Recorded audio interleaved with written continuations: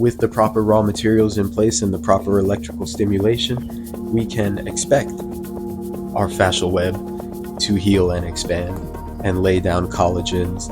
So the result should be that it becomes easier for us to move around in our everyday life, and that we find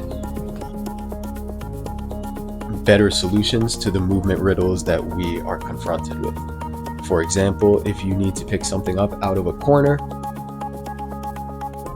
the way that you're going to come up with the solution to that could either break your back, or it could make you a bit stronger in particular lines if you're clever about how you decide to pull that object. Because so many of us are going through the activities of daily living, everyone has things to do, clean up the house.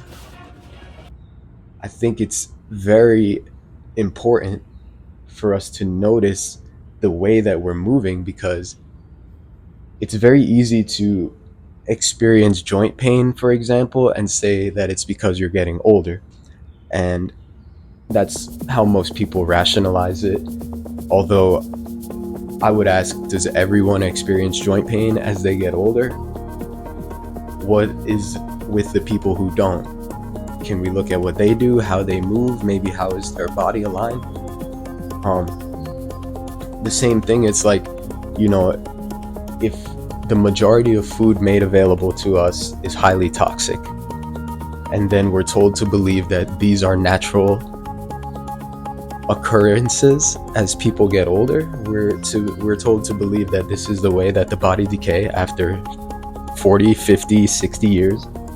And I would question that heavily. Who are we going to believe when it comes to this thing?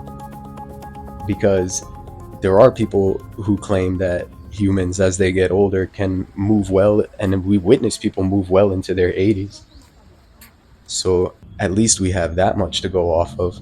Now, if we understand things like the toxicity of the grains and particular fatty acids, and really consider that this is what the cell membranes are made out of, and the proteins, then the electrical stimulation surrounding it, it's almost the environment is causing us to print out bad cells, and we could print out much better cells if we had the good raw materials of proper food and nutrition, and the proper electrical stimulation of pristine environments outdoors. This sort of thing is possible, and we can look to move towards this. It's just a matter of how much are we going to write off and just say, oh yeah, I'm just getting older, that's why this is happening.